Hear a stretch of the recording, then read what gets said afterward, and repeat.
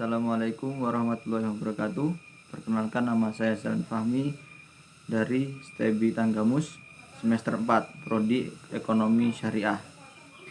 Di sini saya akan menjelaskan tentang permintaan dan penawaran. Permintaan dan penawaran. Dalam kajian ekonomi secara mikro, pembahasan didasarkan pada perilaku individu sebagai pelaku ekonomi yang berperan menentukan tingkat harga dalam proses mekanisme pasar. Mekanisme pasar itu sendiri adalah interaksi yang terjadi antara permintaan (demand) dari sisi konsumen dan penawaran (supply) dari sisi produsen, sehingga harga yang diciptakan merupakan perpaduan dari kekuatan masing-masing pihak tertentu. Maka perilaku permintaan dan penawaran merupakan konsep dasar dari kegiatan ekonomi yang lebih luas. Permintaan dan penawaran adalah dua kata yang paling sering digunakan oleh para ekonom. Keduanya merupakan kekuatan yang membuat perekonomian pasar bekerja. Pandangan ekonomi Islam mengenai permintaan, penawaran, dan mekanisme pasar ini relatif sama dengan ekonomi konvensional. Namun terdapat batasan-batasan dari individu untuk berperilaku ekonomi yang sesuai dengan aturan syariah.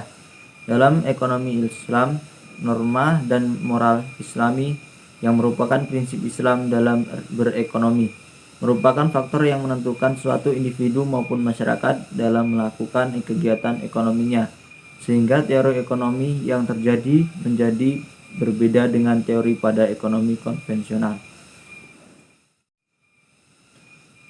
Pengertian permintaan dan penawaran.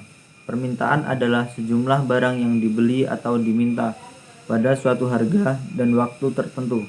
Sedangkan pengertian penawaran adalah jumlah barang yang dijual atau ditawarkan pada suatu harga dan waktu tertentu.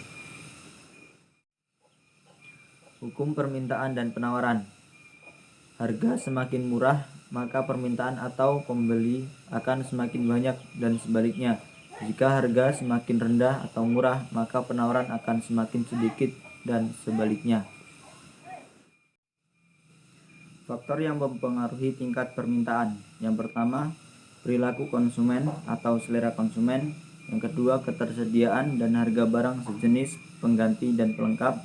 Yang ketiga, pendapatan atau penghasilan konsumen. Yang keempat, perkiraan harga di masa depan. Dan yang kelima, banyaknya intensitas kebutuhan konsumen. Permintaan menurut ekonomi konvensional. Konsep permintaan merupakan hubungan antara jumlah barang yang diminta QD dengan harga P berbagai tingkat harga. Hukum permintaan Law of Demand menerapkan bahwa dalam keadaan hal lain tetap ceteris paribus, apabila harga naik maka permintaan terhadap suatu barang akan berkurang, dan sebaliknya apabila harga turun maka permintaan terhadap suatu barang akan meningkat. Perbedaan yang menjadi asumsi dasar konsep permintaan baik konvensional maupun Islami memiliki keterkaitan langsung terhadap implementasi konsep permintaan tersebut.